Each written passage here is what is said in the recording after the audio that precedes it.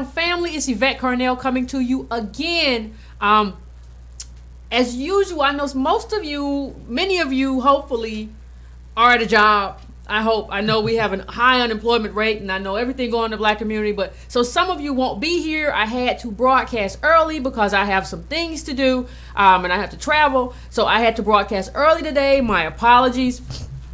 But those of you who didn't catch the live broadcast, you can always catch any broadcast on YouTube. So you can go to my YouTube and catch the broadcast.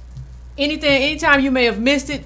It's usually Monday and Wednesday, 9 p.m. Eastern Standard Time. If you miss it, of course, go to YouTube and catch it. Also, what I want you to do while you're here, I want you to like the page. I want you to subscribe if you're on YouTube. I want you to tweet it out. I want you to like it because, like I said at the beginning of every episode, that affects who sees it. That's one of the ways that Facebook uses to determine who's going to get to how widely am I going to distribute this episode. So I want you all to just like it.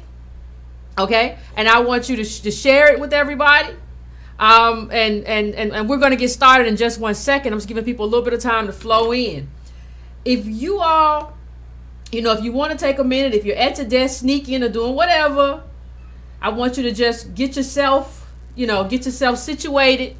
Don't lose your job. If you can get yourself some earplugs or whatever, and look busy. Look busy. Just look busy. Just type, do stuff. Just look busy. So the thing that I want to talk about today, and I'm not going to take too much time because I want to get to the crux of what I want to talk about. I want to talk about what you all may or may not have heard. Over the weekend, I saw a lot of reports of Trump considering, he is apparently considering some executive orders that would benefit historically black colleges and universities, better known as HBCUs. Okay, so there was a great, there were a few great articles. Let's give a shout out first of all to HBCU Digest, which has been doing some great work on actually providing context of what's happening at historically black colleges and universities in terms of government, in terms of funding. Let's give a shout out to them. They've been doing great work. And they did some great work in terms of Trump, too, where they said, isn't it a shame that we've had this black president for so long who didn't really want to meet with HBCUs, the HBCU presidents, and was sort of dismissive, if not hostile towards historically black colleges. And that was the article that came out, that came out, one of the articles that came out about this week. There was another article that came out from The Root, which was, it was kind of abysmal in terms of the headline, but the headline was something to the effect of, Trump is trying to one-up Obama by doing something for HBCUs. And so we have to put all of this into a context, okay? I've had a lot of you tell me that there's no need to sit down with Trump because he's never going to do anything for black people. What this looks like is that at minimum, we don't know what he's going to do, but it looks like at minimum he is considering doing something for historically black colleges. And that would not have happened if black people had not gotten in the room with Trump and said, hey, HBCUs are in trouble. That would not have happened. Let me read you a quick clip from the Root article. It did have even though it had a horrible headline, which I kind of expect. It's owned by Univision, so whatever. We're not going to get into that. Hold on, The Root? The Root? The Root is owned by Univision. It's owned by Univision. That might be a problem if we don't have control. It's not independent black media. It's not independent black media. It's just not. And think about it, in terms of we're having this debate about illegal immigration, The Root, the premier, which is supposed to be the premier black media site, is owned by Univision.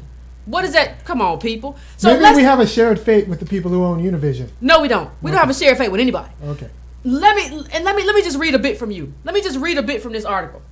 This is the article from The Root, and it says Paris Denard, a Republican consultant who works on strategic communications for the Thurgood Marshall College Fund and who was present at the meeting, told Trump he could go down as one of the greatest presidents in modern history and that his support of HBCUs was badly needed, especially given how HBCUs fare under the previous administration.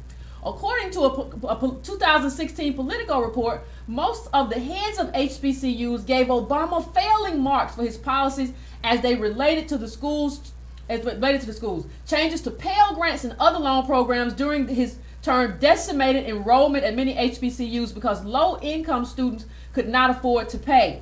Denard and two other sources said that this piqued Trump's interest, prompting the president to ask further questions about HBCUs after the press corps left the room. Trump asked what the Harvard of HBCUs was.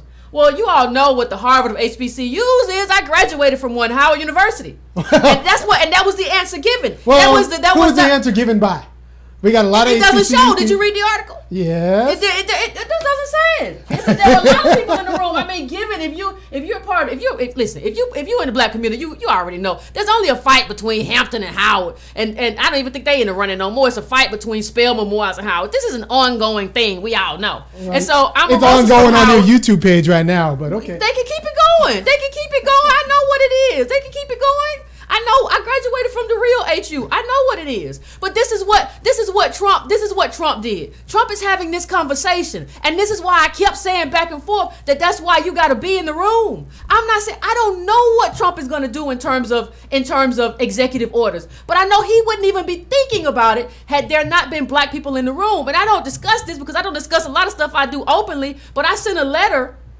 I gave a letter to a couple of people who are black Republicans and who were saying, what would you do? And one of them included information about an executive order. It also requested an increase in funding to HBCUs. But you have to get in that room. That's part of the problem. We don't understand the benefit of getting in the room. People say stuff like, well, I don't want Trump to do nothing for me. Can I tell you something? All money spends. All dollar bills spend. What do you mean you don't want money from Trump? Who cares? These HBCUs are in need of money, and if Trump can help, if he can do what Barack Obama refused to do, why shouldn't I get excited about that? Why shouldn't I? If I was in the room, I would have told him the same thing. You all have heard me say this. I said this on my show. We should tell Trump that he will go down as the greatest president ever for black people and change the Republican Party if he did this. If he started doing something like this for black people. You've heard me say it. This was a good move, and I don't care if it was made by a Republican. Only thing I care about is if there are dollars and cents flowing towards historically black colleges. Because what are we about, Army? What's the motto? We want to put money in the black people's pockets. All money spent. All money spent. And now, you're trying to tell me that Barack Obama, our first black president, didn't do what he could have done to put money in the black people's pockets? Think about this. First of all, let's talk about everybody knows about the Pell Grant change.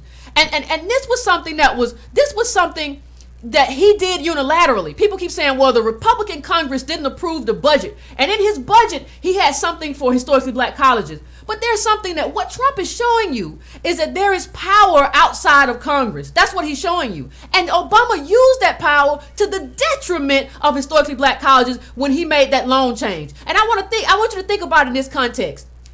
Black people, one thing we know for sure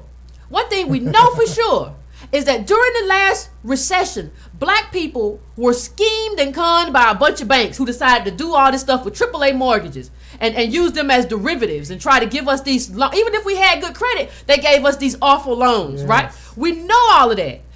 Black people got foreclosed. Black people were twice as likely to get foreclosed on as white people during this mortgage crisis. We've gone through hell during this Great Recession, okay? We've gone through it. So what does that mean, Yvette? Well, during the time when we went through the worst, Obama was doing stuff to set it up where we would be even worse. What do you think when you change the credit standards for historically black college students in terms of getting people to sign for them loans after the Great Recession? When you do that right after the Great Recession, what do you think is going to happen to black enrollment? What do you think is going to happen to the money flowing into HBCUs? Now, again, this was done by Obama's Department of Education head. It wasn't done by Republicans. He made the decision to do this. This was his thing. And when he was asked about, and when, you have to take this in context, because what people aren't talking about is how it's not just about, people say, well, people just try to make him sound bad. Congressional black Republicans were the ones, people up, who went to Trump about this executive order. But it was the Congressional Black Caucus that really came out and basically said Obama really isn't trying to do anything for historically black colleges. And again, I'm going to put all this up on my page on breakingbrown.com. It'll be up either later today or tomorrow, so you can see all the links I'm referring to now. I'll put them up so you can go there and you can see it for yourself and research it for yourself. But there's a Washington Post article. There's a Washington Post article entitled "Historically Black Schools Say Obama Policies Have Fallen Short." Okay? I want you all to listen to what you all remember. Representative Marcia L. Fudge was a Democrat of Ohio. She said she was formerly the head of the CBC. She said the president thinks that HBCUs, and there may in fact be some, are failing our students. The president thinks that HBCUs are failing our students. You know what the president does with failing school? Like Chief of Staff Rahm Emanuel, they close them. So when you say that HBCUs are failing students, first of all, it's wrong, and I'm going to show you how it's wrong. But I couldn't expect Obama to even try to know that because he's not anchored in African-American history or institutions. That's fine, but he's wrong. So he says this. He says the president thinks this, but there needs to be, and this is Marcia Fudge again, but there needs to be an open dialogue about higher education and why HBCUs have historically gotten short shrift when it comes to resources and recognition. Okay? That's what she said. Now I want you to think about this. I want you to think about this. I think this is clip number 7 when you put that up. I want you to think about what she said, and I want you to think about what Obama said. In terms of HBCUs, that's strong stuff. To say that HBCUs are failing students, that's some strong stuff to say about a historically black college. That we're failing. And it says, due to a unilateral decision by the White House, the number of PLUS loans granted was unexpectedly cut in half. Say that again. Due to a unilateral decision by the White House, the number of PLUS loans was unexpectedly cut in half. Unilateral. So that wasn't the Republican Congress? No, that was him. That was his Department of Education. Stop blaming Republicans for everything. Because listen, when you get around Obama apologists, what they try to say is that it was Republicans. What we find out when we look at it is that the main thing that really cut funding, the main thing that cut funding was a unilateral change by your first black president that you say you miss. I see all this stuff. We miss you already, Obama. We miss you. I miss him like I miss the flu in the dead of winter. That's how I miss him. But let's go on. This policy forced 28,000 HBCU students to drop out and cost schools $150 million. $150 million that your black president cost because he thinks historically black colleges are failing students. Howard University, the wealthiest HBCU with an endowment of around $460 million, has found itself in financial crisis. And if you want to see more of this, just go to just Google HBCU and breakingbrown.com. I've been writing on this for a long time. Okay? And in what United Negro College Fund President Michael Lomax called a nasty surprise, the Obama administration has been denying student loans to disproportionately large numbers of black parents because of blemished credit histories. So we don't have no money, we don't have jobs, and you're going to deny us the loans that we need to go to school. This is post-racial America. This is Obama's America. This is what he did to us. This is what he did to black people, to black kids. And HBCUs graduate more people in STEM, more doctors, more lawyers, more judges, all of that than other schools. Okay? That's why they need to be here. So, Trump seemed to be sort of stunned by the neglect that Obama showed for historically black colleges. He seemed to be sort of thrown aback or taken aback by the disrespect, that Obama showed people who were supposed to be his own people. And if you look at what's on the screen now, record low number of black doctors after Obama cut dollars to HBCUs that produce 85%. Like, listen, the number of it. We are not like other ethnic groups in America, like. Let me read something to you, black people. Let me read something to you. This is about black men who are doctors. That article that you just saw, while more black men graduated from college over the past few decades, the number of black men applying to medical school has dropped. In 1978, 1,410 black men applied to medical school and 542 ended up enrolling. In 2014, both of those numbers were down. 1,337 applied and 515 enrolled. Think about that in the number of black doctors. And when you think about the fact that HBCUs graduate, something like, I think it's like 20% of black doctors. Do you understand the connection? Do you understand the connection between historically black college and the success of African Americans? Now, we don't know. You might get out of college and not even have a key to put in that door. We're going to try to keep that door because we don't have a key right now. College is supposed to be the key and we ain't got a lot of keys. But if you want people to be prepared, what the data is showing you is that HBCUs are essential. HBCUs are essential to that project. How do you not understand that? I'm going to put up the next one. This Brookings. There was a Brookings when you discuss. This is why I say Obama is wrong. You can put that one up. When I say Obama is wrong, I'm talking data to you. Okay? There was a new study by Brookings which showed the relationship between upward mobility and attending historically black college. Okay? We talked about So that right there is pretty much saying HBCUs are an institution that puts money into black people's pockets. But Obama said HBCUs are failing students. Now, I'm not saying that all these colleges can stick around. Life is evolution. Some of them will not. But for you to say, for you to make this kind of blanket statements that HBCUs are failing black people. And he said it because a lot of kids leave saddled with loans. A lot of kids leave HBCUs with debt. Well, yeah, that's because we don't have any money. What are you going to do? Because other kids don't leave school saddled with debt. Because why? Because somebody pays part if not all of their tuition. We don't have that. And you're not trying to fix that. You're just telling us it shouldn't be that way. What a moron he was. What a moron. So you're saying don't blame the HBCUs, fund them because they're actually doing their job. Or give black people money to fund them themselves. Right. Like if you have a robust affirmative action program that ensures that we get jobs and we have good jobs, and the middle black family no longer has $1,700. The middle black family has like $250. And I'm talking $250,000. If you can look at that and say, listen, the data has changed. So there's no reason for y'all to be leaving with all this debt because your mama should be able to handle that. Your daddy should be able to handle it. Then I can say, okay, all right, you're right. We should be paying for that. We should be able to handle that. Because we have money now. You can't tell people with no money, well, your kids shouldn't take out all these loans. They don't have no money. HBCUs educate disproportionately poor students because they educate disproportionately black students, African American students. That's how it works. That's how it happens. So you're going to hold them accountable for the legacy of slavery in this country? Because that's what you're really doing when you say, well, you shouldn't burden kids with this amount of debt. Well, what else is going to happen? What else do you expect to happen, Obama?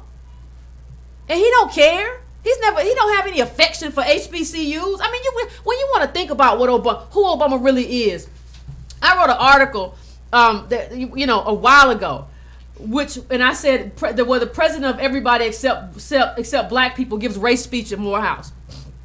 And I wrote that article because what Obama basically does is that he trolls black people.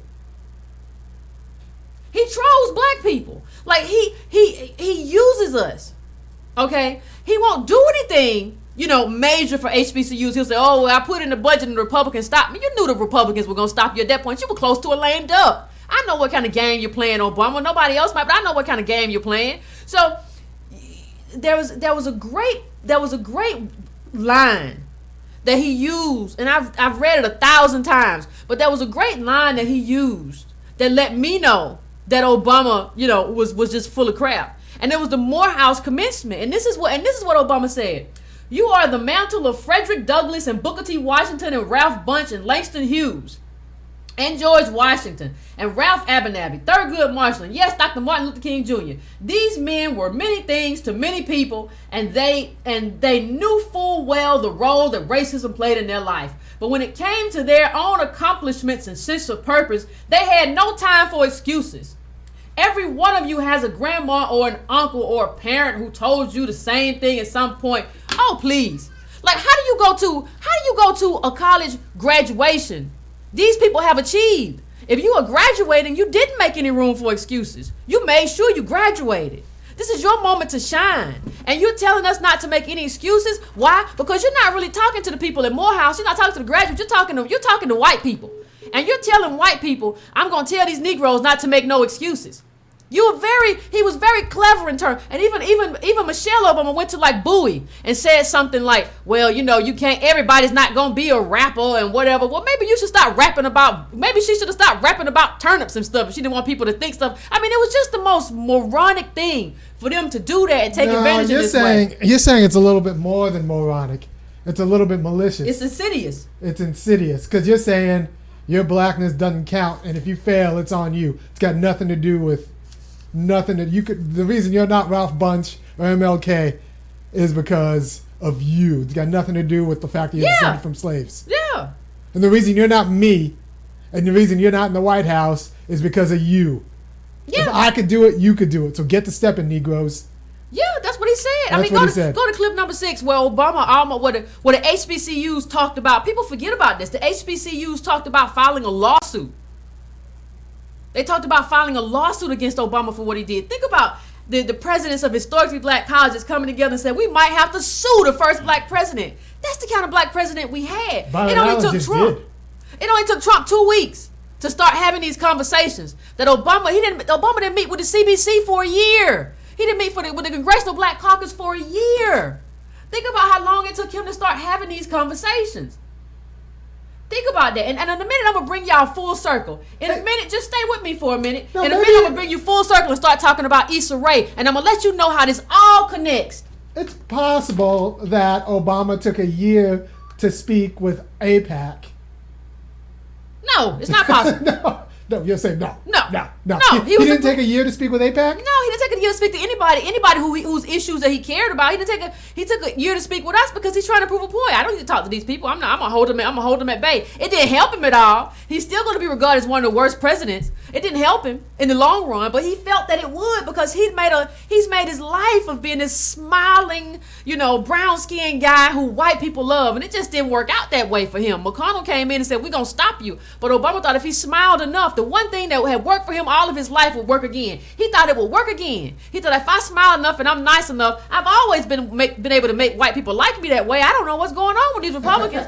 You don't know what, and they picked the right one. They picked the guy with no values, who was just vacuous and empty, and who was not from here. And they said, basically like, I'm not anchored in here in terms of like your mama had you over there and then you were here and she was scattered, all kind of strange things. But let me tell you something. If Obama's mama had been black and she had him in Indonesia or whatever, and then sent him back home to live with his grandmama, we wouldn't hear the last about it. If Obama's mama was named Keisha instead of Ann, we wouldn't hear the last about how she was a deadbeat mom. But nobody wants to talk about Obama's mama because she's white. You can't be honest about dog. She left a kid and she was over here doing some PhD stuff, and then she saw him, and she says at one point there's a book where a friend quotes her as saying she didn't recognize him, but the friend said, but she loved that boy. That's why we and so Trump is doing something.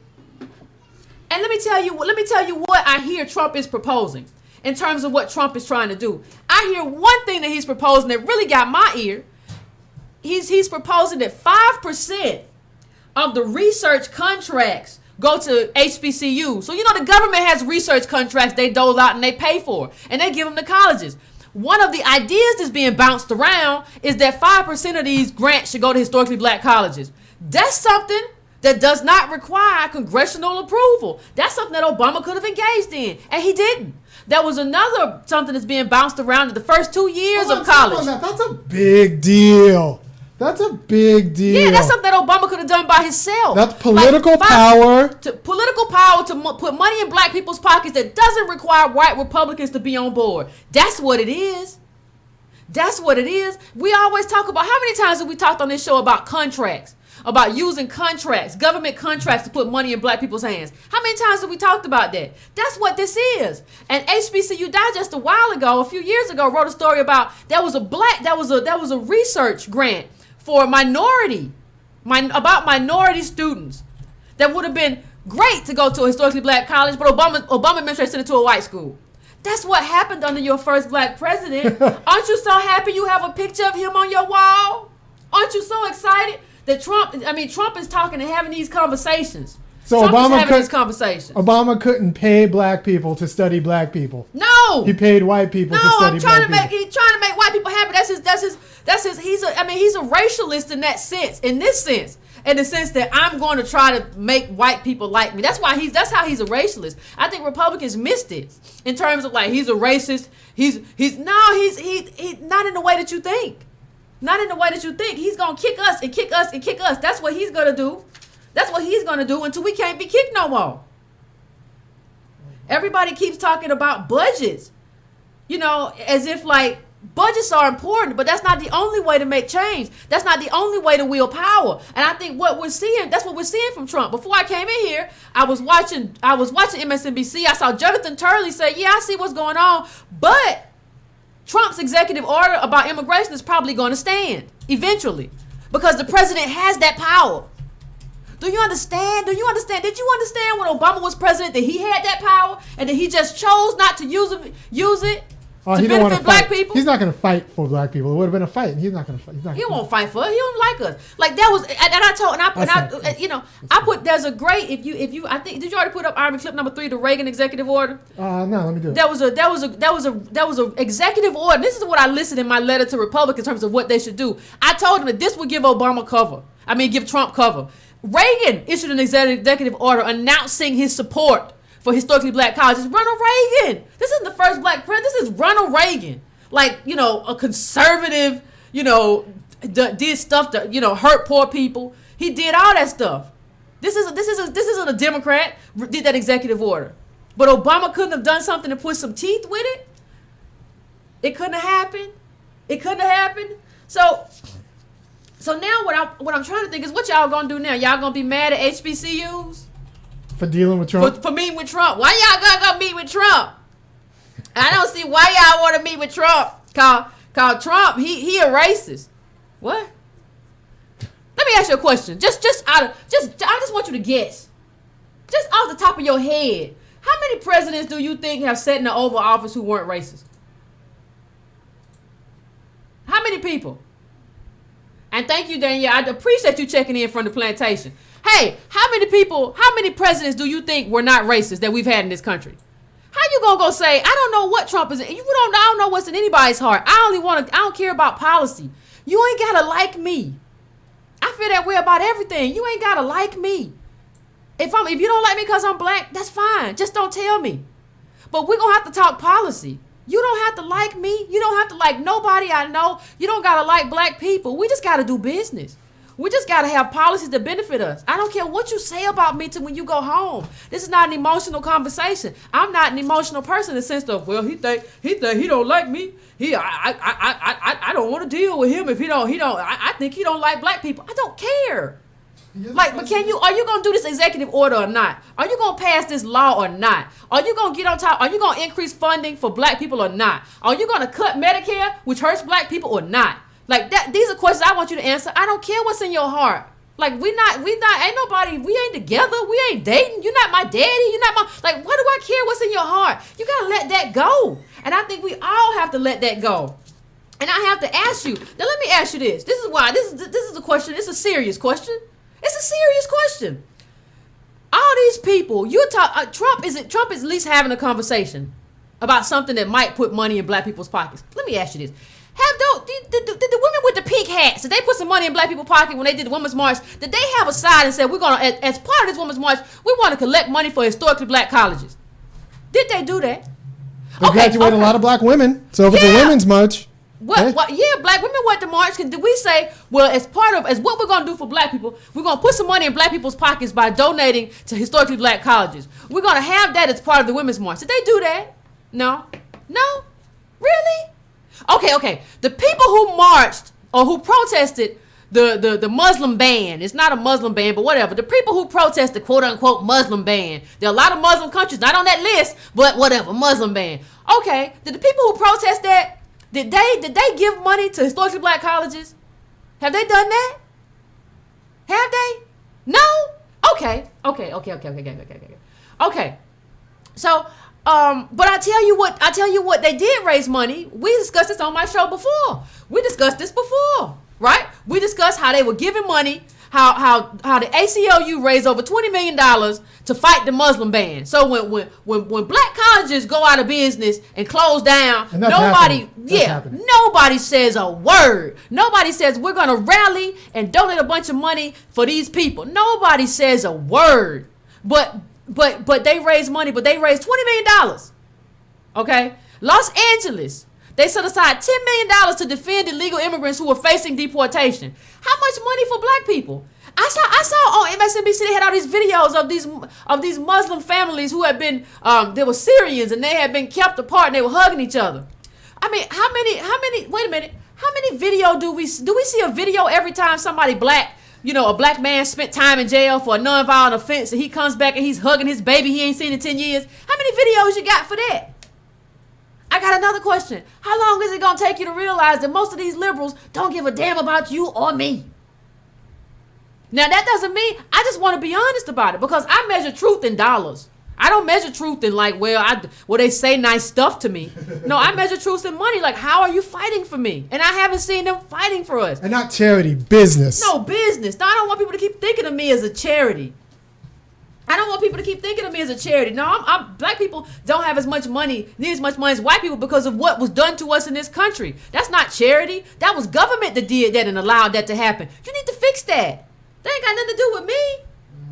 That doesn't have anything to do with me as a person. Real allies are fighting for black people to get contracts. Yeah. To get business. So what are real allies at? If that's the thing, if that's going to be the barometer, if that's the standard, and I believe it should be the standard, but if that's going to be the standard for black people in terms of how we rate these people, then how many allies do we have? Don't worry, I'll wait. How many allies we got? Fighting to build a black middle class from the bottom up that's fighting for black businesses to get contracts, using all their power. Yeah. So if that's our standard, how many allies we got, people? How many allies we got? Because I don't see them. We got some quiet allies. Are they ghosts? Because I don't see them. But every time it's time to vote, they come out here and talk about woman and Gloria Steinem comes out and says, well, the feminist movement was black women. Gloria, write me a check or go somewhere and hush. With your CIA self. Don't nobody want to be bothered with you. But this is what happens.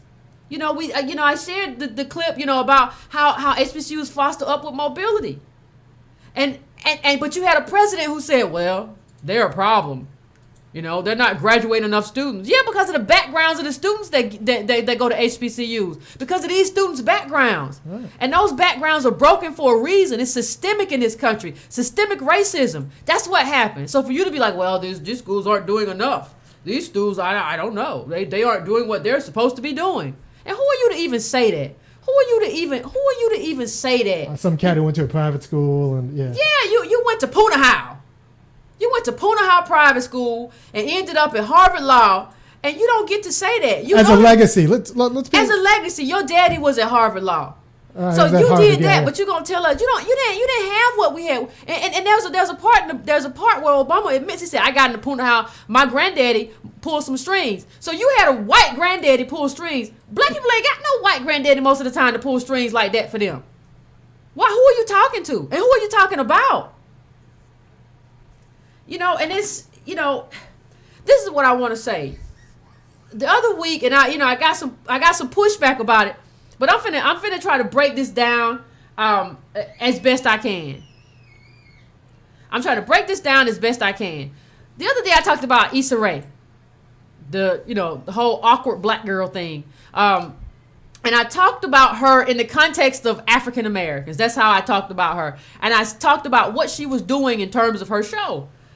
And I don't think some people got it. Like, they interpreted it as, oh, well, you're just being a hater. Well, a black woman gets some money. And I think what you have to understand is, like, if you haven't watched the show, I don't think you can understand it. Like, you have to, even if you go back to the YouTube series, there was this great series, there was this great part where she's in the car driving and she's talking about the awkwardness of this black man who is in the car next to her, trying to get her attention. She's talking about that, right? And like, oh, I don't want to be bothered with him. I don't like him. I can't, and I'm trying to be on my phone. I'm trying to do this. I'm trying to do that. And it occurred to me that like, Issa Rae was trying to sell awkwardness to black women in terms of like awkward moments. And I'm a little bit awkward. No, you're a lot awkward. You're a lot awkward. So who are you to talk about this awkward black guy in the car next to you? He had a job and he was doing whatever. And she says, oh, I made the mistake of sleeping with blah, blah, blah, blah. And it doesn't make sense. Even in terms of numbers, nothing she said made sense in terms of the number of black men who are available, who are not in prison in terms of the mass incarceration epidemic. And you don't know what that black man went through that made him that way. And like, you're like talking about him. So let me ask you a question. How would black women be if a black man who's not even like a black man who is well off, right? His daddy was a pediatrician and his mama was a teacher and he came from a place that was nice.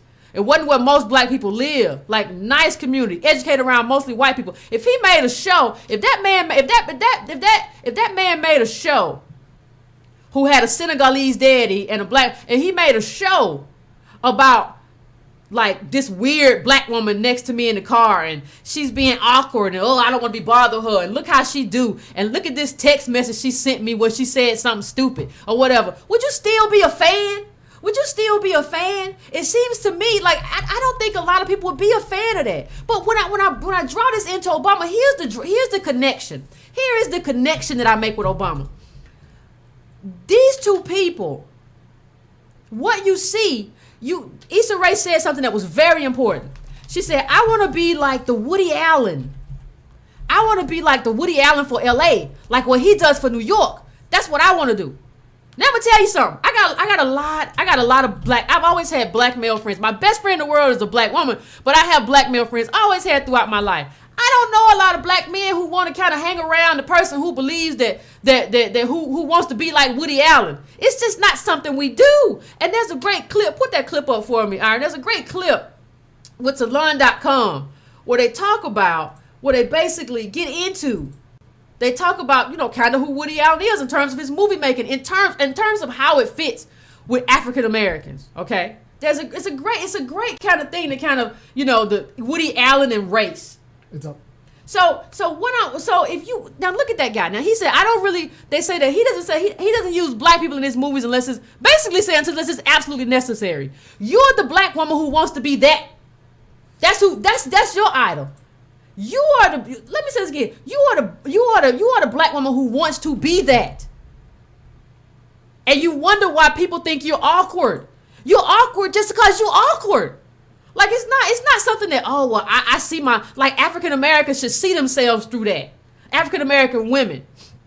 And I'll say something else. It's not even in the way like there's a part where she's kind of rapping and she's saying bad like nigga this and pussy ass what. I mean it's just like she's like, well, this is something I just do for fun.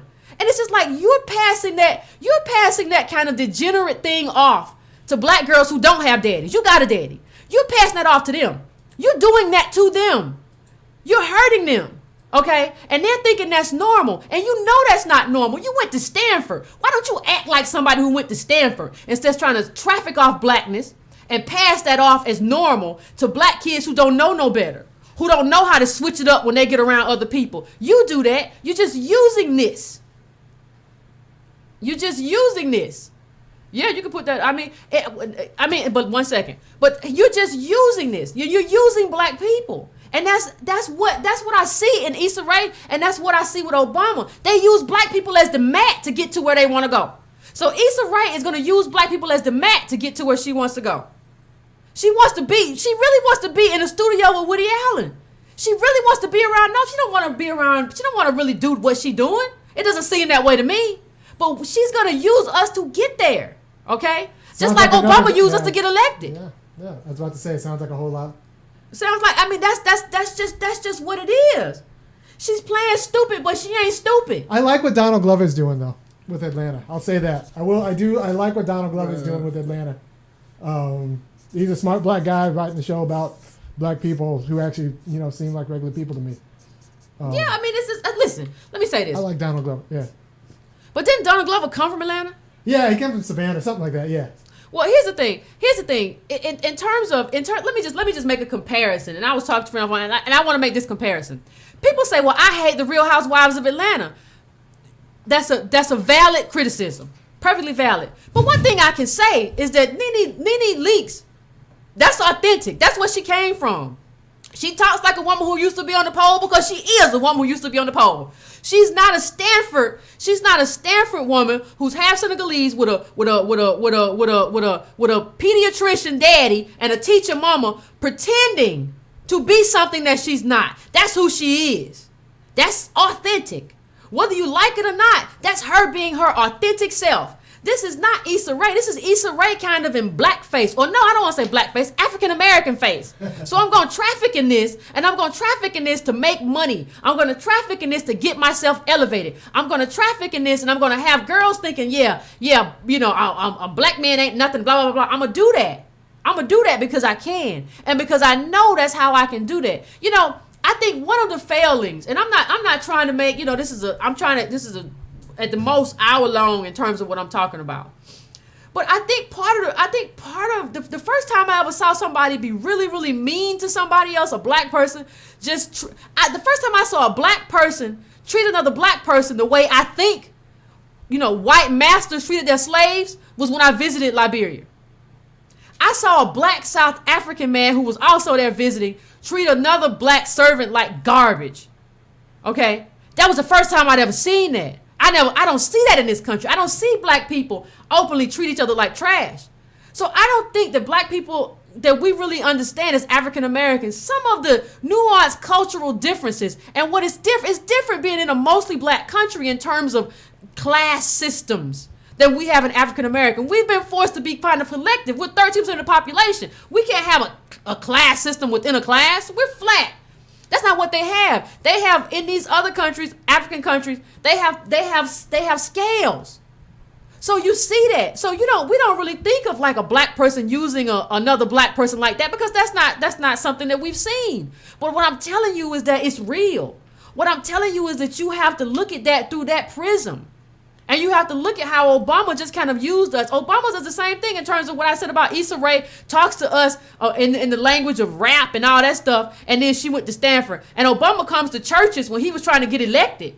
And he talks about black people, what's going on? And we got to stop doing this. And tries to sound like Malcolm X or some black preacher. That's how you talk to us. Because you can talk to black people like 5-year-olds and we won't say anything.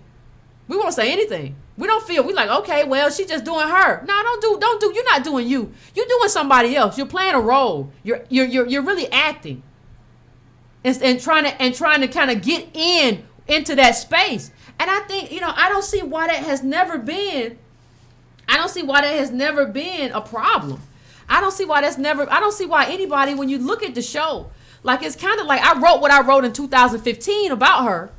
When I in the Cosmo article that she wrote. So I wrote about her in 2015, but I don't see why anybody else hasn't said like this is problematic. Like this is a problem. I don't see why anybody else hasn't said that. Like anybody else hasn't said like you're awkward. You're not awkward because of the fact that you're just an awkward African American girl. You're awkward for a lot of reasons in terms of not connecting with African Americans. And so you're trying to connect. And that's what that whole rap lyric thing was about for you. And that's probably why you're doing the show. You're trying to find a way to connect. But that's not our problem. And that's really not the failure of black men that you're having problem connecting. So you can't say, well, I'm not that because black man ain't no good. No, you just weird. Like, just understand that maybe you're just weird. Maybe you're just weird. And that's okay. But that doesn't, how you going to blame somebody else for being weird? I don't see how that works. I don't see it. I don't see why I don't see why you're even using that language. I don't even see why a Stanford educated woman is going around just it's just like, it's almost like the reason why people try to eat well is because we're going to take care of ourselves. Right. We decided you're going to take care of my body. Yes. I decided I'm going to change my habit. That's why we do that. But then you go around and listen to stuff that is not good for your mind and you go and push that off. Did Stanford teach you that? No, like you need to be an erudite. You came from Stanford, and you're not teaching the kid. You're not talking about what you learned at Stanford. You're not using what you learned at Stanford. You're trafficking on something, an identity that doesn't belong to you because you want to get to the top, and it's working. So what can I do? I can't do nothing about it. It's working. You can inoculate some people who are watching at home. Yeah, I can inoculate some people. Be like, don't do that, because she wouldn't do that. I don't think her pediatrician daddy would let her do half the stuff that you see her do, or say half the stuff. I don't think you would have seen that. I don't think you did see that in her life. That's how she got to Stanford. And you don't get to tell little black girls who don't have daddies in their lives. You don't get to talk to them about how awful black men are when you got a black man you can talk to. You got a black man who's been there for you. You got something they never have. And you're going to tell them not to even be bothered with another black guy because he looks awkward or he's goofy. You don't know. He's just trying to get your attention. Who knows why? But he's just trying to get your attention. So you don't get to do that. You had a daddy. That's just like I talk about myself. I got a mama, got a daddy. I was raised in a married household. I don't get to just go around talking trash. I got people who love me. Her daddy might be locked up. Her daddy might be dead. You don't need Issa Rae to tell you that all black men are garbage. Well, speaking, let's segue from that. Yesterday in the Super Bowl, I saw this commercial quite a few times. Yeah, that's an awful commercial. Put that thing up. Y'all watch this, don't y'all? Don't y'all watch this? I don't watch, but don't y'all watch this? So what does that mean? What's she doing? Who is it? First of all, tell us who it is. I believe that's her name. That's Cookie. That's Cookie. That is Cookie from the show Empire, walking around with a baseball bat that she was using to end oppression. No, she was using that. Okay, I got confused. She was using that baseball bat to get money from the lawyer who'd gotten money from her. No. She's using that baseball bat to beat her ex-husband. And what does that mean? That it's casual and something we should be celebrating. That's strength. That's strength. That's a strong black woman. Right. That's a black woman who's about to get locked up. If you try that at home, that's a black woman who's about to get locked up. But even before that, well, we talk about what it means. Black men we get a lot of nonsense for being supposedly violent. But if you actually look at the numbers, domestic abuse in black households is bidirectional. That means it starts with Cookie as much as it starts with Cookie's husband. That means they fighting. That's what I've been trying to say. That means they fighting. That means they're fighting, and it's bidirectional, and the variable that you have to watch is poverty. Tommy J. Curry does some good work on this. So if you want to look at the numbers, you should look up Tommy J. Curry. Right. Just Google his name. And he has some very good statistics on this. But the only question I would ask about this picture is that how would you feel about this picture if it was a black man chasing a black woman around with a baseball bat? That's my only question. That wouldn't be empowering? I suspect not. No. I suspect not. No. So that's just what I mean. Beyonce had a bat and lemonade. So I don't know. I just don't understand I don't understand how we came from, I don't understand how we came from images of strong black women in terms of working hard and going to school and doing all this stuff to all of a sudden black women carrying baseball bats as the exemplary. Yeah, against a black man. You ain't chasing the police, and I wouldn't advise it. You're gonna get shot. But I'm saying, like, against a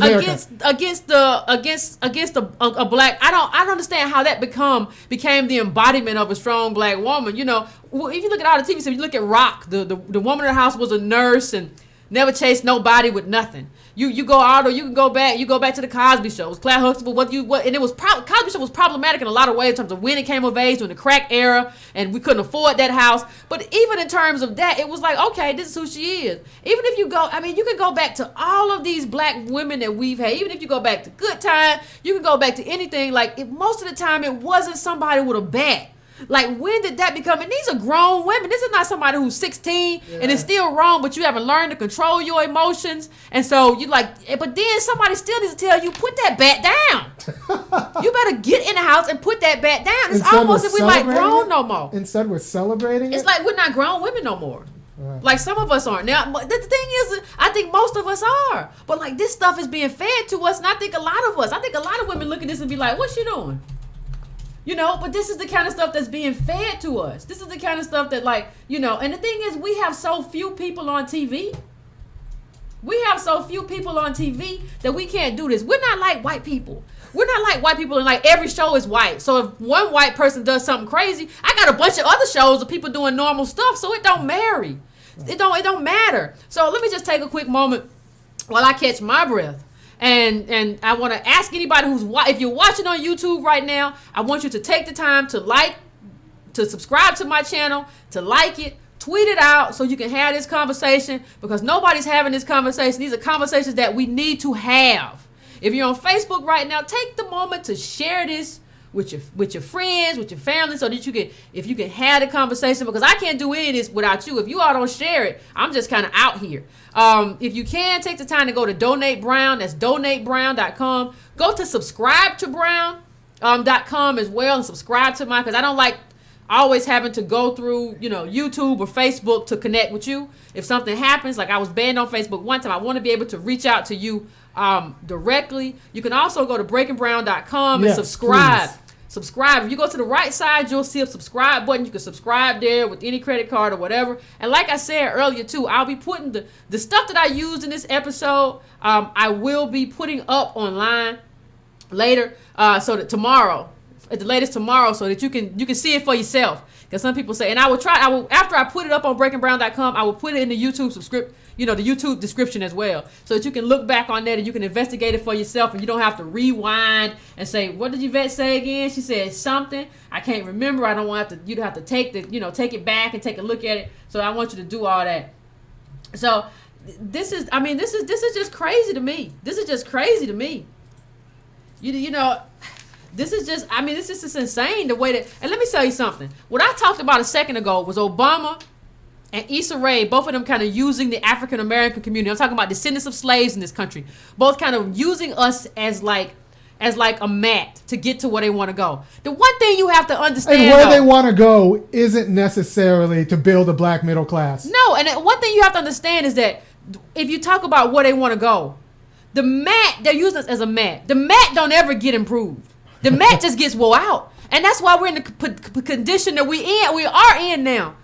Okay, in terms of the Obama administration, is because Obama used us as a mat to meet his own personal ambitions. And when people use you as a mat to achieve your own personal ambitions, you're never gonna get anything but woe out. And that's what we are. We're just wearing out. The data on black life just keeps getting worse and worse, because the only thing that's happening to us is that other people are using us as a mat to get where they're going. And since we don't understand what's happening,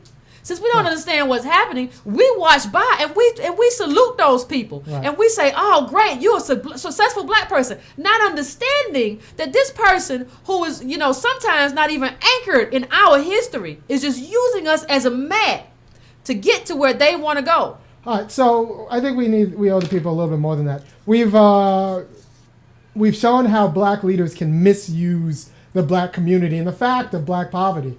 Can you think of a representation, anyone who's done it well, done it responsibly?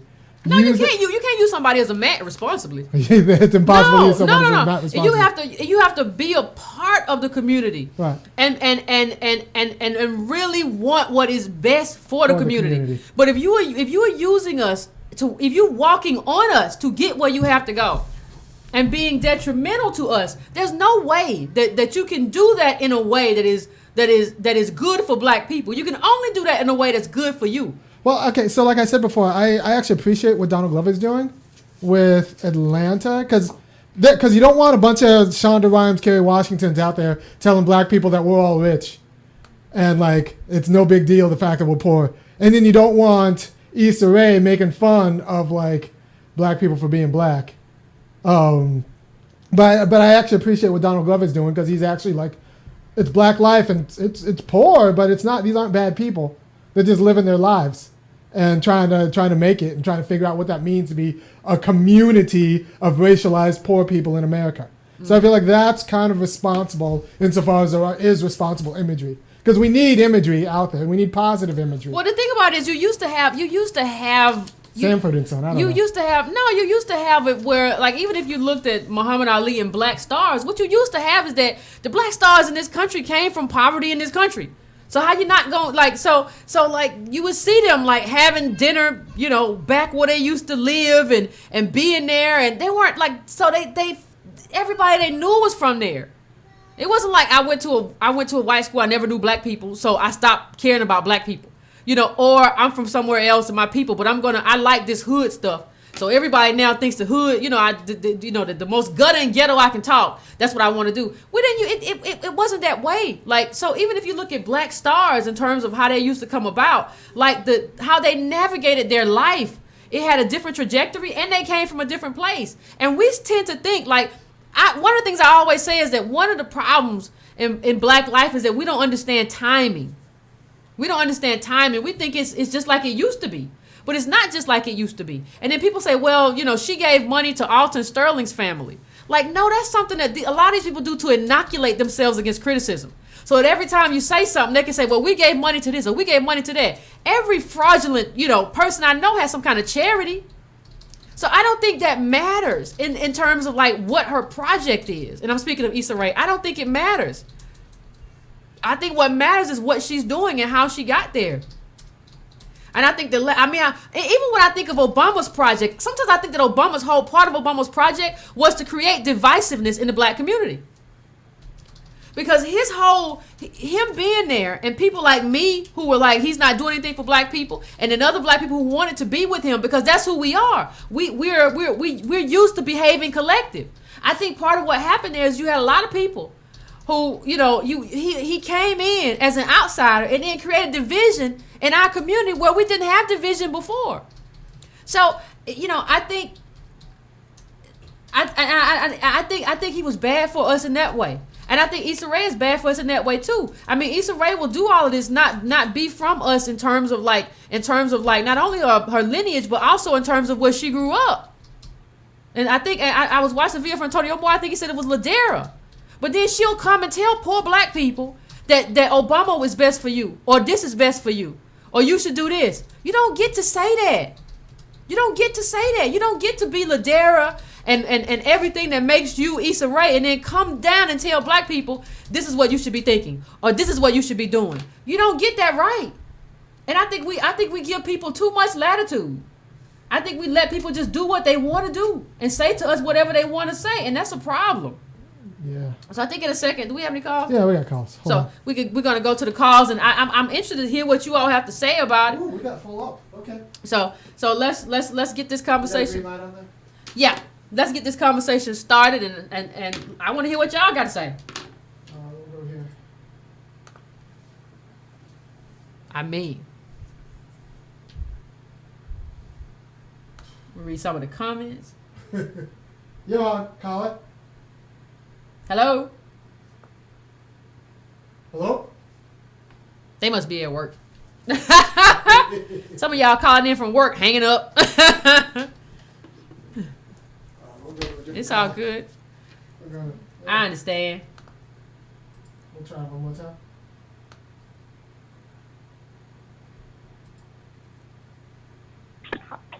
Hi, this is Jamila. Hey, Jamila. I am fascinated at this conversation. Good. First of all, I wanted to say, you know, thank you for at least bringing up a lot of these issues that you're not supposed to say, nobody's supposed to talk about. It's just all supposed to be black people are monoliths. We all feel the same way, think the same way, vote the same way, eat the same way. And hearing this particular conversation, Issa Rae has really challenged me in a lot of ways. I haven't watched her critically, as I think I need to do again before I speak on that. But I want to talk about Barack Obama and the leadership that black people are subject to in this country. And I want to talk about it in a way that is, we are so afraid of stepping out of line from the rest of the group. Anytime there's an opportunity to go and step out and sit down in Trump Tower. Now, true, I view most of those who have sat down in Trump Tower skeptically. Why he has to only sit down with people who have no, academic background, work background in the area that he's talking to. I really don't know what Jim Brown is doing these days anyway, but whatever. The fact that you do have a number of African American people who are considered leaders who are just, ready to say, no way, no how, we're going to shut it all down. Considering that we know we're up against this, those of us who feel like we could be doing better with the leadership that we have, I wonder how you feel at this time when it's not like it used to be. Black folks need to figure out how we shall be governed in these United States. Good. We know our votes are gerrymandered. We know that we don't, we show up, black women show up at the polls. We know we do what we're supposed to do in terms of the civic engagement, but we don't see any of the payout, and the leaders in place want to keep everybody in the same direction we've been going. How do we deal with that? Well, they control our asks. Can you talk about that? I'm gonna get, and leave her on the line for a second. Yeah. I'm gonna get to what you just said, but let me just say one thing that's good about Trump in terms of the conversation that you're having. The good thing about Trump is that the black misleadership people that you're talking about, in terms of Congress and in terms of these organizations, they don't have a play. They don't have a play right now. They don't know what's going on. They have no idea. And Trump isn't going to them. So I think this is a good time to create not only new leadership, but I think it's a good time to create new media. And I think that's part of the reason that I'm here. What I would like to see is a move towards, and I would love to play a role in this, and a move towards a membership organization of a new group of people with new demands, who can bypass these other people who have been, like Army just said, controlling our asks in terms of what we can ask for. They've been controlling what we can say. And they've gone into those rooms and said, I speak for black people. And I think one of the things we have to say, and that's why I got mad at John Lewis, I said, you need to speak. If you want to speak for your constituents, that's fine. But you, Mr. Lewis, do not speak for the black community. We have not designated a group of people who does that. The NAACP doesn't even do that. They used to do a lot of that a long time ago, but that's not the case here. So I think we need to move away from these places, and we need to start moving quickly, because Trump is moving quick towards building new organizations, new membership organizations to confront and to advocate for interests that are our own. Good. I completely agree with you. How does that look? How does that start? Media. I think media. Well, I already said media. I think I kind of agree. I think part of the reason, because you have to create an appetite, right? I mean, it's just like the reason that there's so much marketing right now around all these other things is because the people on Madison Avenue know how to create an appetite for you. They know how to make you hungry for stuff. And so media is supposed to make you want stuff. Like it's supposed to, like the media in the black community, let me put it this way. The media in the black community controls the political imagination of the black community. Good. Period. That's great. Say that again. The media in the black community controls the political imagination of the black community, period. So the way that we understand what's possible in terms of politics comes through black media. That's what we do. So we have to change the black media. I can't do the Root no more. I'm not trying to be mean, but I can't do News One no more. I can't do any of that anymore because they have a very limited and narrow political imagination in terms of what is possible. We need a media that gets black people to ask for contracts, for audits of the banks to make sure that the banks are lending money to black people. We need a media that pressures Donald Trump that says, yeah, if you're giving out federal contracts to universities, you better make sure 5% of those go to HBCUs. Yep. We need a media that says, black people, those can be your asks. And that's how you get a media that builds a black politics that can actually build a black middle class. Yeah, and do it consistently. It has to be consistent. It can't be a one-time thing. It It can't be ain't a charity. one-off. We're not going for charity. No. We want contracts and policies. Yeah. Excellent. Thank Thank you so much. Thank you. I appreciate it. All right. Keep it moving. Yep.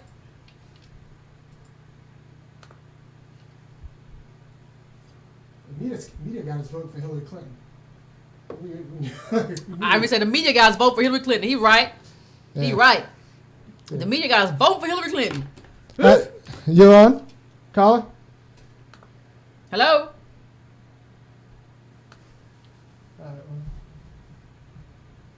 People sneaking at work. Hey, what's up? What's up? This is Antonio. Hey, Antonio. Hey, I really wanted to call in, being from Los Angeles, to kind of give a framework for the discussion. I did a video as well on Issa Rae and Black LA, and I want everybody to kind of go check that out as well. But before I start, I'm going to give again a baseline that came out of Darity when he talked about Los Angeles, and he showed that the middle black family in Los Angeles has $200 liquid, $200. So this idea that she's showing a visual of some of LA is just wrong by the data. She's showing like such a negligible sample that it shouldn't be a show. And the reason why it works is because black people are largely aspirational. And that's a problem. That's a problem when you don't want to see your own life reflected on television. It's another problem because say somebody from Trump's administration tunes into this show and thinks, well, some black people have money. No, the whole city, the middle families are 200. So the whole city is full of people who don't have more than $1,000 liquid and need assistance. You know what I'm saying? That's a great video, X. Tell people to go to Antonio's. Yeah, video. go to Tone Talks. If y'all haven't gone to Tone Talks, and check it out and subscribe to his channel. And you got to check out that latest video. Yeah. The latest video he's referring to is a video where he kind of breaks down, Issa Rae in terms of Los Angeles. And he's from there. He breaks it down in terms of the data, in terms of what she's showing, as opposed to what exists for the life on the ground for African Americans in that city. But go on, Antonio. Now, there's one other point that I really wanted to hone in on. The reality is that I grew up like with my mom. I know my pops have a good relationship, but I grew up with a single mom. And my reality isn't that Windsor Hills reality, but at the same time, I did get myself together to the point where I went to UCLA and I went to Loyola Law School. But I've talked to women that are struggling out here and didn't have that go to UCLA. But I'm not going to write a show about how they ain't shit. I'm not going to do a show.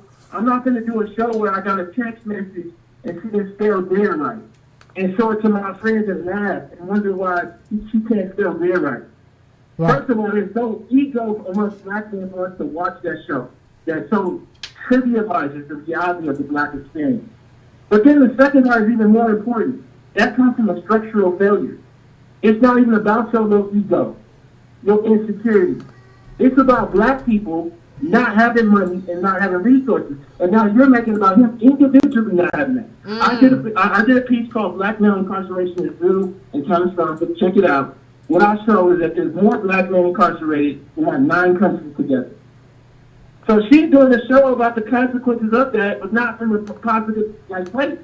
She's doing it from the place I don't understand why they so struggling. What you gotta understand is when black men go to jail at that rate, it affects all of black men. Yes. We no longer can sell product to other black men because we gotta look like incarcerated people because we gotta deal with all that extra weight. So in a sense, you should be looking at us and really trying to lift us up. But what's so interesting about her show is the naivety of actually showing what black women think. Don't fake it though, because that's what her show actually shows. And I hope more black women aren't like this. Just tell me if you don't care. She had a whole episode where she was at a stop sign. She didn't care about the black dude. She kept acting like, hey, I see you, and smiling. No, just say, I don't care about your life. So we can be clear about it.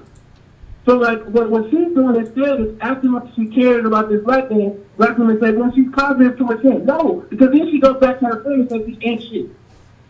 So that's what I kind of wanted to say is, the reality is, we need to come together and be together, but we need to understand who's together with us. So often, I'll end with this.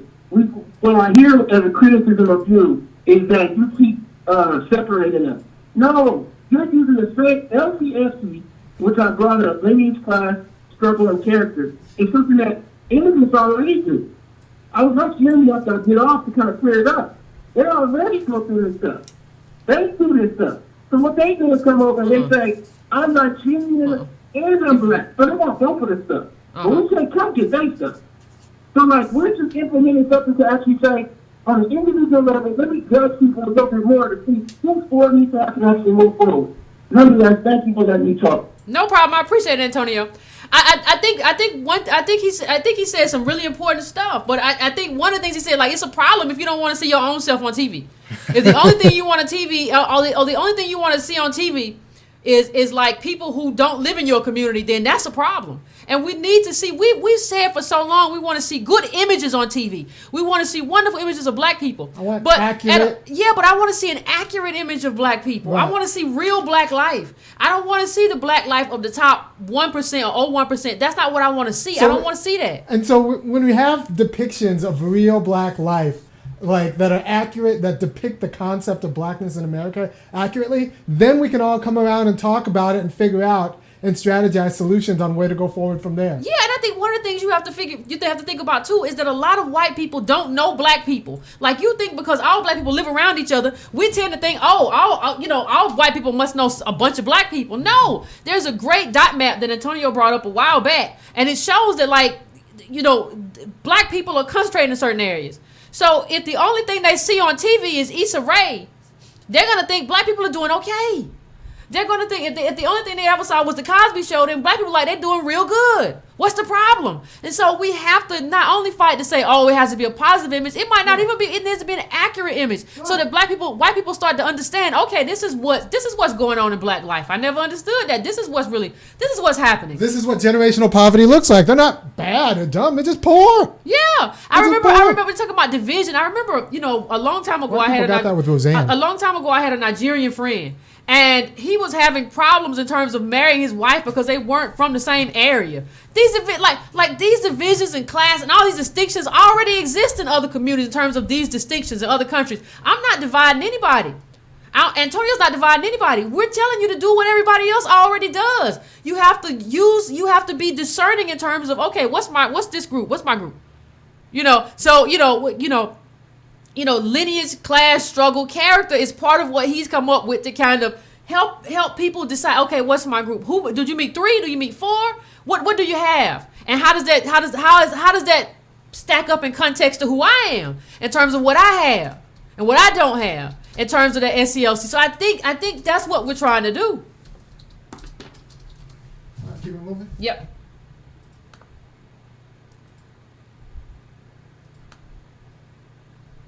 Hello, you're on. Hello? Shit. Hello? What's up, my man? Hello, can you hear me? I can. Yeah. Can you hear me? Yes.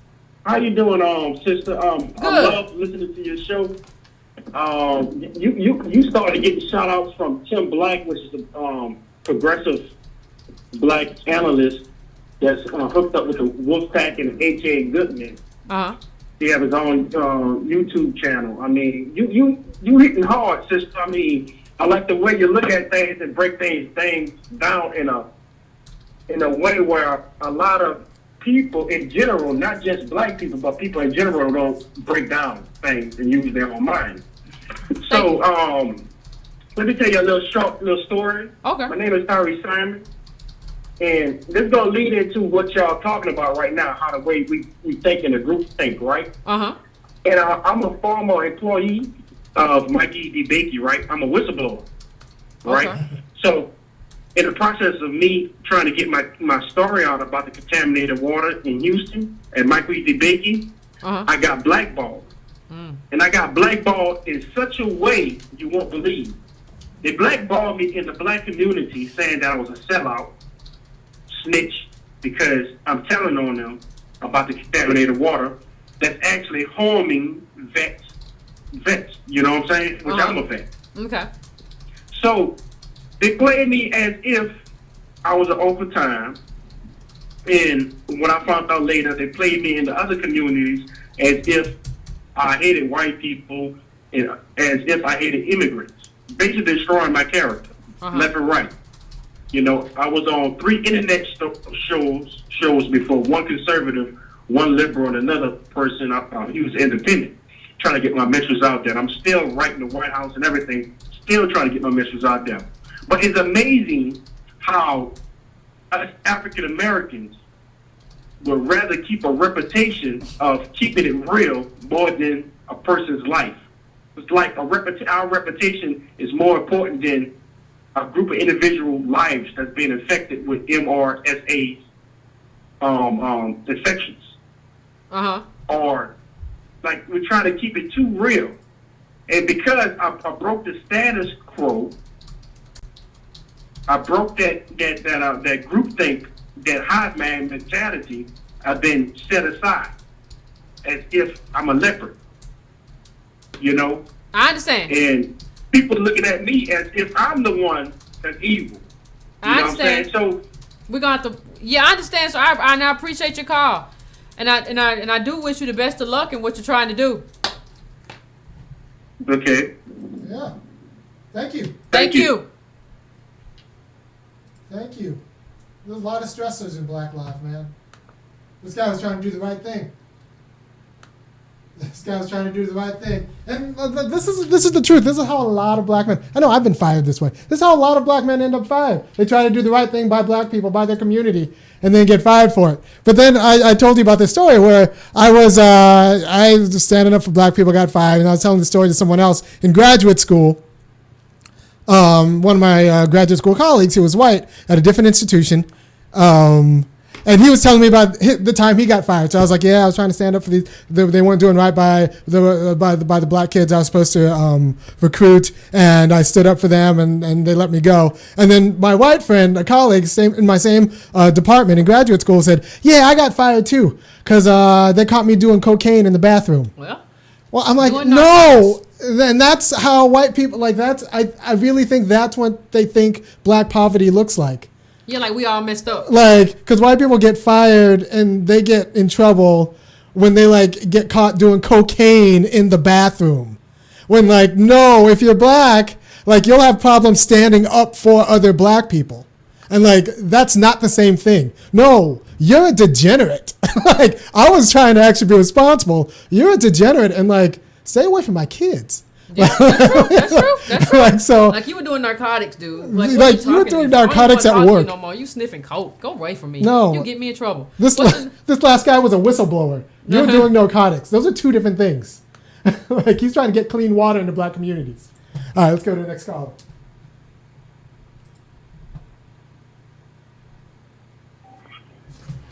Hey, what's going on with Tobias? How's it going? Tobias, how you been? I'm all right, man. I thought Ironman's going to forget about me again, man. Hey, man, I had to call keep this real quick. I know y'all talked about New Edition last week. I'm going to show y'all what a failure with that was. Well, everybody saw it because on my Facebook when it came out. So when they signed those contracts, there was no man in that house. All 5 boys, no man. And it kind of ties to the Issa Rae when they tell these black women you could be strong and independent. But last time I checked, you could be like Gloria Steinem all you want. Gloria Steinem actually acted like she needed a man, and she's still getting white dollars for her man today.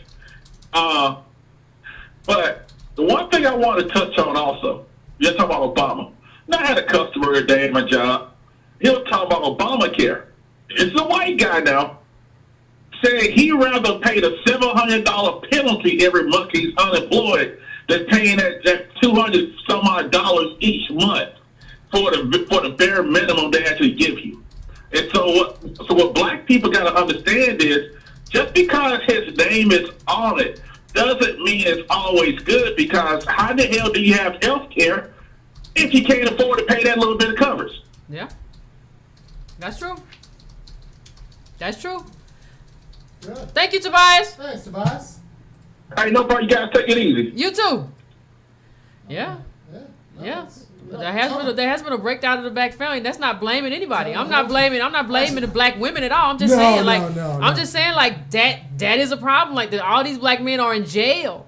Yeah. And especially the ones who are there for nonviolent offenses. I'm not talking about somebody raiding in the bushes trying to rape you. I'm talking about somebody who was there because they did something, they couldn't get a job, so maybe they stole something. Or sold something they shouldn't have sold because they couldn't get a job. Something they shouldn't have sold. They would have loved to have a union job with $20 an hour. That's what they've done, is just taking all the jobs. Like I always say, like, put capital in the black community and give black people jobs and see how many people still selling crack.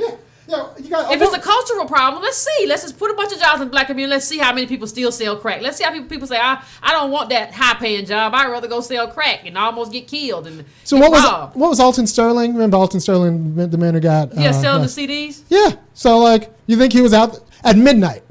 So you're thinking a man who has access to a $25 an hour union job with benefits is going to be selling CDs at midnight? No, he was hustling. I doubt it.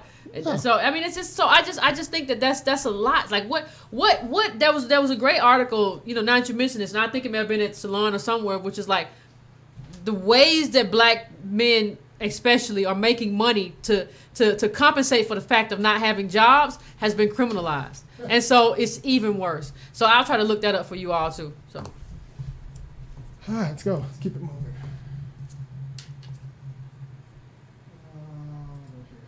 Ooh, Atlanta. Always scared with Atlanta. Those are your people. Ooh. Hey, caller. Hey, Yvette, how you doing? This is Mike from Atlanta. Hey, Mike.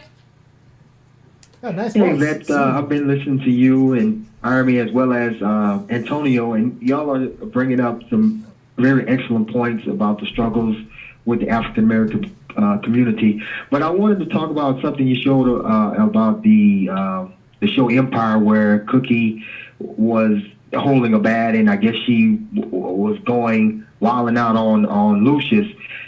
It seems like the most marginalized group of people in America is African American males, and we're getting it from in every direction, from white Republicans, white liberals, from our own black women, and no one seems to regard the African American male as a person in this country. It seems like we are the outsider, and everyone comes in, and we're continually pushed lower and lower down the chain. Wow. Like I want to say, Carla, you're not the first person to say that to me. You're not the first person to say that to me. The problem is, because of like systemic racism, like it's kind of like what Antonio said a little while ago, was that every failure that black men have is individualized, as opposed to being seen as a systemic failure, an intentional failure of the U.S. government in terms of black people, right? So if you see a black man who doesn't have a job, you assume that he's lazy and he's worthless, not that he just couldn't find a job or that he's depressed after like not having a job for so long. You said something great about like if we actually had a real responsible mental health discourse, there'd be a lot of black men who have either be diagnosed with depression or PTSD or just like. Yeah, I think that's true, and I think coming soon there's gonna be a lot of black women, like because I don't think things are gonna get better, but I think so. I think the problem with that, it's almost as if like, okay, you see the immigrants, and when you look at the immigrants and people look at them in terms of, well, something happened to them, and so we are celebrating them because something happened to them. Something made them this way. Something made them have to come to America or whatever. Well, black men, you don't tend to get that. What's normally said about black men is, this is your fault. You must have did something wrong. And everybody goes to, like, even if he went to jail, and I know our black men didn't go to jail. This is just an example. I'm saying even if he went to jail, what people say is, well, he must have done something. Nobody, so you go to the day he got locked up and see what he did. Nobody goes through his life and to see like what was missing that led up to that point, what he didn't get that led up to that point. So it's like all black male failures are individualized. So I think that's when you get to a point, where they're treated like garbage and they don't have anything to traffic on. Women at least, have, and so they can, and they can traffic. You don't even have that. And so the economy doesn't need you anymore because they have they have illegal immigrants to come here and work. So it's almost as if like in the sense of like America, like black men are rendered sort of unnecessary and even redundant. That's just the political economy. We're bought for slaves, and now that's illegal. So why are you still here? I think that's exactly what happened. And let's be honest, there are a lot of people in these United States. Some would vote for Trump, some would vote for Clinton. Who, if they could push a button and just liquidate all black men, they would. And I want to be clear, like nobody's saying, like I'm addressing the specific point this caller made. Nobody's saying that black women don't go through. I'm not saying that. I'm just saying that we have to understand that there are different ways of going through. Like you may be living in a ghetto, you may be living in the projects as a black woman, but he's going through in a different way. Like he's in a cage. That's what prison is. It's just a cage. Look, so I'm talking about the different ways that people are going through and what they have to bargain with and traffic with in America in terms of male versus female, right? Especially if you're black. Right. Thank you, Carl. Go on. African American women, not say they get a pass, but there are specific programs to help true. them. Where right now there is no programs to help. That's help true. Because they're not as scary African-American as men. black men. Black That's men, true. You can't go get black men can't go get Section 8, can they? You can't do that. No, and Antonio actually mentioned in his latest video on LA, and he said, hey, it's actually really good when he mentioned that, like, look, you go to Skid Row, and Skid Row is where, in Los Angeles, is where a lot of the homeless population is. Half the people in Skid Row are black men. Like, they're homeless. Like, that's the homeless population in LA for reasons we'll go on Wednesday's show. But like, Yeah, that's but a like big when you deal. think about it, like a lot of the programs are based on having a kid. Right. Like a lot of these programs or welfare programs or whatever are based on being like a single they're charity mom. based as opposed to entitlement based. Yeah, and it's not so there's nowhere to go. Justice. Like, where are you going if you're a black man except Skid Row? And then the welfare made it where you can't have your man live with you. Like, if you're poor, well, he can't be there. So you can lose your Section 8 if, like, he's there. So, I mean, so when you think about it that way, I think the caller's right. It's just like there's nowhere to go. There's nowhere for him to go. Where's he going to go if he falls down except for Skid Row, really? Or jail? Like, where else is there to go? That's it. So Three I hots and get a you. cot. I definitely get your point, caller. 3 hots and a cot. All right, let's keep going. Looks like we got time for two more. Okay. 313, what is that? Ask this caller where she's at. Or he's at. Hey, caller. Where you calling from?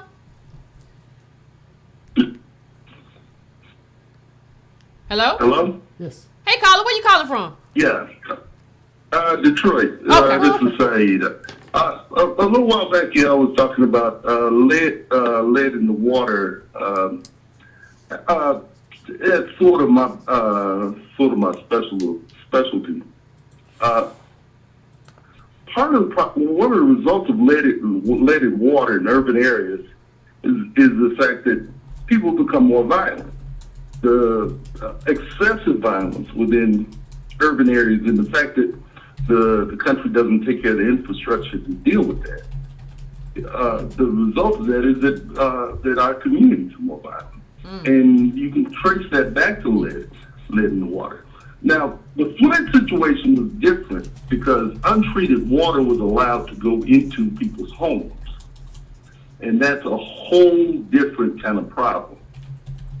But the leaded water situation is like something that's unexplored. There are a number of papers which have been done on which looks at the correlation between the amount of lead in water in urban areas and the levels of violence. I would like to see somebody do a piece on Chicago and take a look at how that correlates to Chicago and its infrastructure. It's something that we really don't explore because people are too satisfied with the status quo. And also because it's mostly poor people that live in cities. Good. And also the fact that the urban areas of the cities don't have the power that they used to have on a national level. And But anyway, our that was just politics. that was my little contribution. Okay, thank you. Thank you. I appreciate Talk to you it. later. I appreciate it. All right. Thank you, Sai. I appreciate it. I mean, the government is people talk about lead poisoning. Like, what? The government is just kind of like slowly poisoning black people. And I'm not saying there are some white people in Flint, but these are places that are disproportionately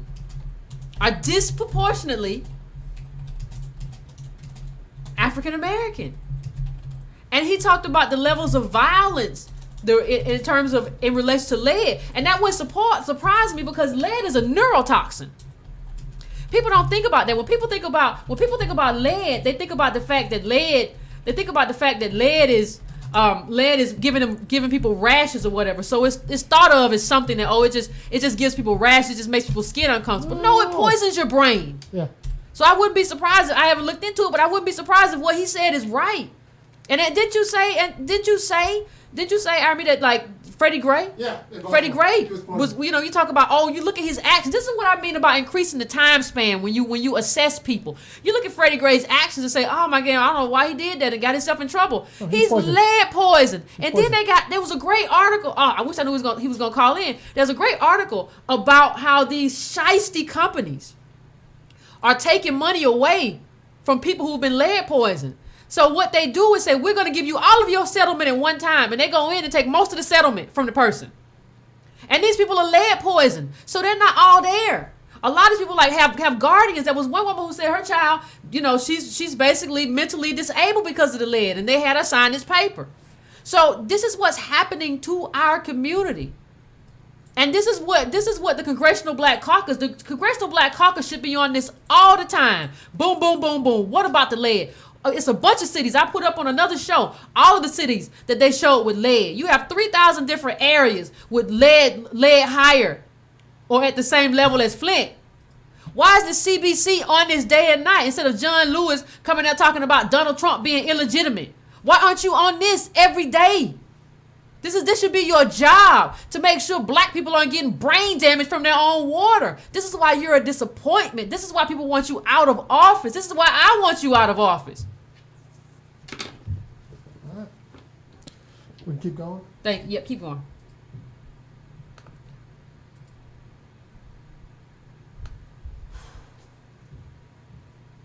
Hello. Yeah, how you doing? I'm good. How are you doing, Yvette? Pretty good. I get so nervous calling and stuff like this, so I have some stuff I put down to read, so just bear with me here. Okay. First of all, I just want to say thank you. You're welcome. To both you and Amy. You're welcome. Because I'm learning so much from watching your show. I found it just probably like maybe a month ago. Okay.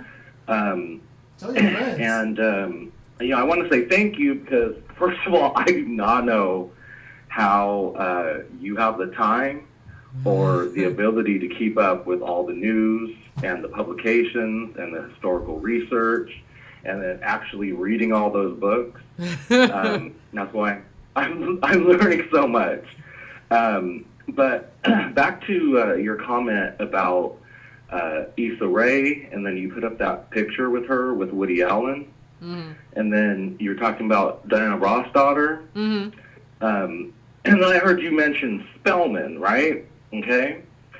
So my question is, I'd like you to address the control of Jewish Hollywood in the music industry and in the film industry, and what that capital is and has been doing using black artists in media and cultural steering, and it's basically a capture campaign. I'm not sure if you know what MK Ultra is, but it is a real thing. It's not a conspiracy. And I just wanted to say that, I do think you are right. We do need new independent media because the establishment media right now is crushing its own business model. They're about to fail. And so I'm saying, I don't think that you can... This guy's trying to get me killed. ...flip this back and, reverse the whole situation from inside the establishment media. And I also wanted to make a comment. I don't know if you're aware about the leaded water problem that they found in the Fruitville area of Oakland, California. Okay. And I'm going to take my answer off the air because I'm too nervous to be having a back and forth conversation. But thank you very much, and I appreciate it. Thank you, caller. I appreciate it. Listen, people. Listen. I don't know what you people doing trying to get me taken off YouTube with all these Jewish comments. Listen, I'm not an anti-Semite. What I'm saying, listen. Nobody. Listen, here's the thing I tell people about Jewish theories, right? Like, if it's true, like, what you gonna do about it? Like, even if it was true, like, what are you going to do? Like, Jewish people, like, here's what I think. They're white when they want to be white, not when they want to be not. But they're white people. Like, so really and truthfully, you're really not even talking about Judaism. You're talking about how white wealth moves. And a particular ethnic whiteness. It doesn't do you any good to kind of like make this about ethnic Jewish people. Let's talk about people who have money and like how that wealth moves throughout communities. That's what we're talking about. Strategically, strategically in communities and intentionally and political in certain power ways, too. Yeah. and how they use that as political power. How that you can't say anything. Like you call up here, they so powerful. You call up here, I get shook. Like what? What do you mean? They don't want to talk about that. You know what I mean? Like that's how. But then the question is, how do we get even a smidge of that? Like not even like the whole thing right now. I'm not trying to get the whole pie right now. Global warming may kill us before I get the whole pie. I'm trying to figure out how to get a smidge of that. And I know like we're not white. So some of this comparison does not fit at all. You can't, that's why I keep telling people like, well, the Jews, no, they're white people. Yeah. They're white people. A lot of them changed their names when they came out of what they came out of. And so they strategically mailed it right in. And so they're strategically white. that way. So that's not something that you can do anything about. But what I'm saying, in terms of controlling your own story, the same way they control the Holocaust, we should control our story in terms of slavery, racism, Jim Crow, and what that means to us in terms of telling our own story, in terms of telling that story politically, not just in terms of art. I did not know that there was lead in the Fruitville water. I did not know that. That is news to me, but I wouldn't be surprised in terms of the articles that I've read about how much lead there is in the water. Anytime there's a congregation of black people, check the water. Check the water. Check the water. Check the water. And new media, like we talked about it earlier in the show. I'm 100% in favor of it. I'm 100% in favor of it. So I mean, you gotta be. I'm doing it. I think. One thing we can say about the Jewish community and political organizing, they have many different organizations. AIPAC is not the same thing as the Anti-Defamation League.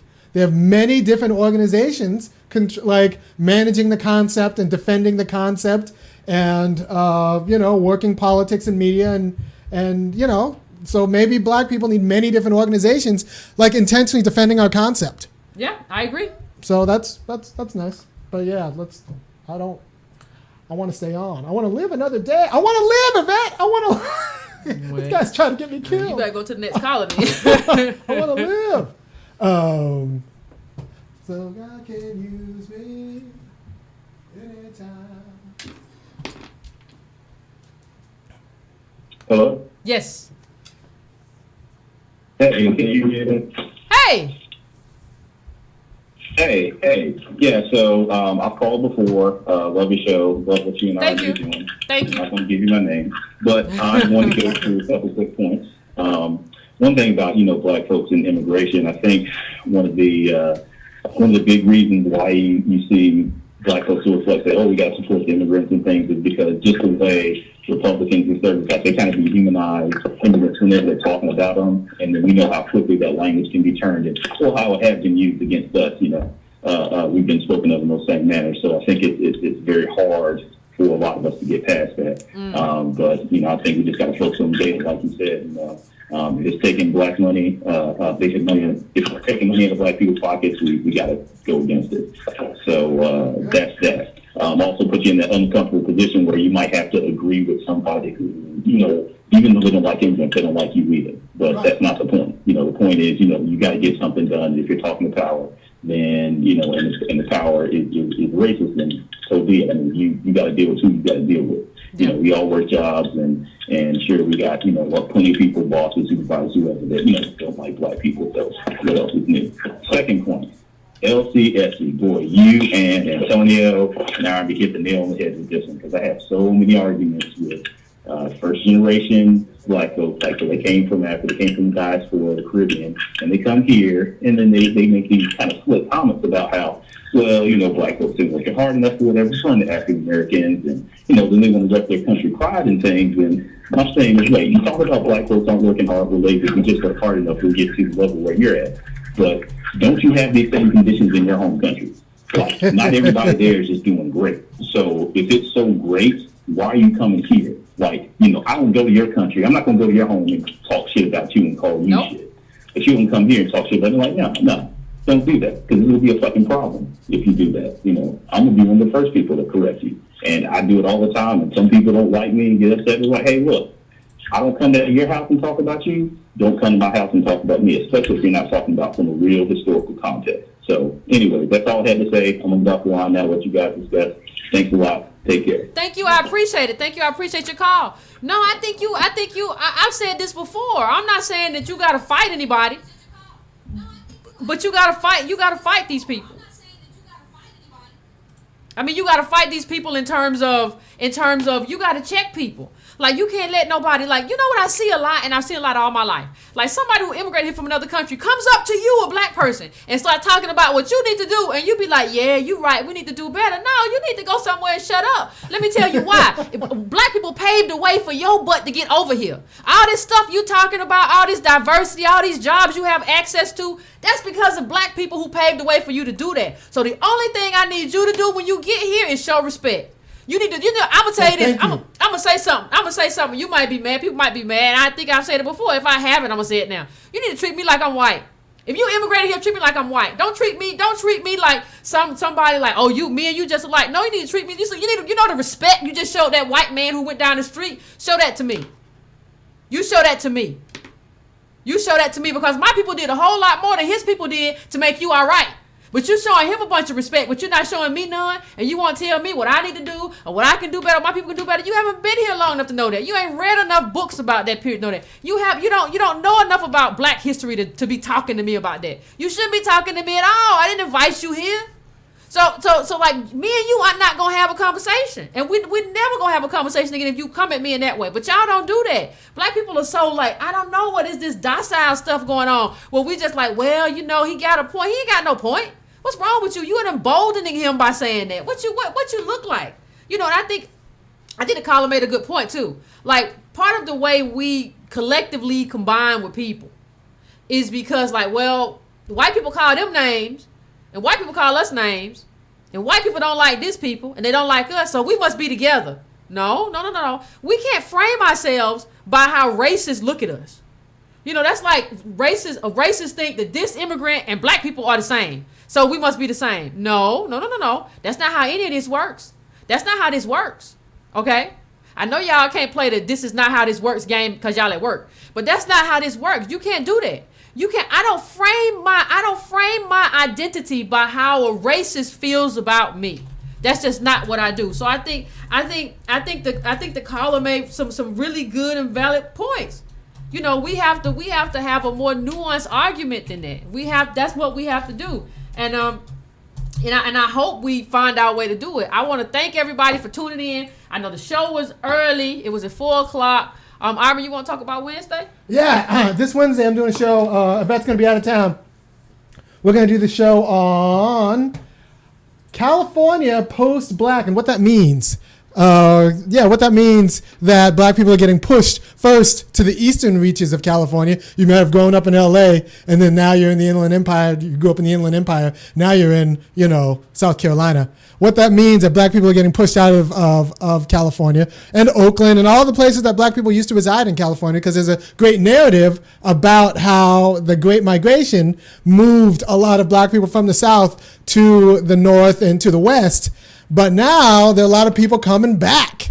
And what that means for, one, Southern politics, and two, what the great homecoming, which I want to call it, means for black life and black politics. So that's what we're going to talk about on Wednesday night.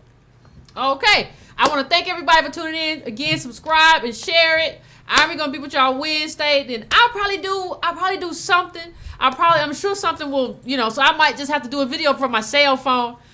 So, bear with me. But we'll talk and we'll have this conversation. So again, thank you all. Subscribe. I appreciate it. Subscribe, donate, all that good stuff. I appreciate you tuning in.